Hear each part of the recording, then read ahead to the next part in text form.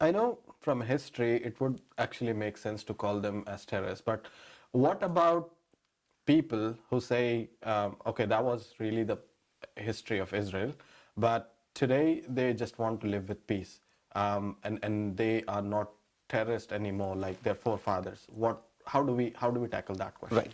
Now, it's good, the interesting angle that you have just brought up, because at times people might forget the history. So it is important to remind them. And also the second point is to understand it's from 1948 till 2021 that we are in, it's 73 years of continuous genocide that is being perpetrated in the land of Palestine.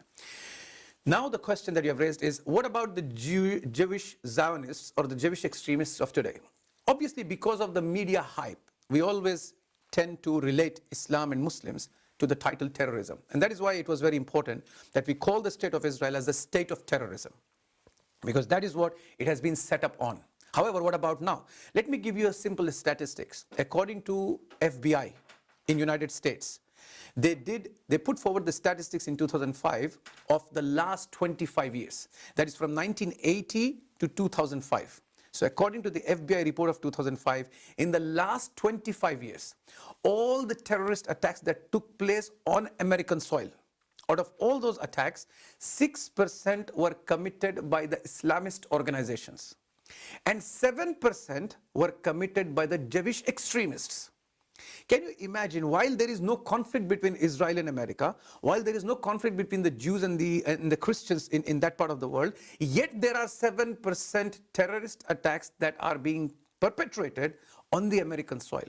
This shows the very nature of the conflict created, of the terrorization that is being done, of the radicalization that has been inflicted by a group of people, that is the Zionist extremists, in America, in Britain of that time, and in different parts of the world. So it is not that the terrorism of this state has stopped from 1948, it is continuing even until now. That is to give you the statistics of what has happened in and outside of the so-called the state of terrorism, the state of Israel. Let me bring you back to what is happening in Palestine itself. Now we have remembered the recent conflict that is just taking place. What has happened there is, again, 260 people have been killed by the continuous bombardment of the ADF, the IDF, the Israeli Defense Force. And they have killed more than 260 people, which included 66 children and at least 40 women. It just shows the intensity of terrorism that this group of people have been committing over the entirety of their existence.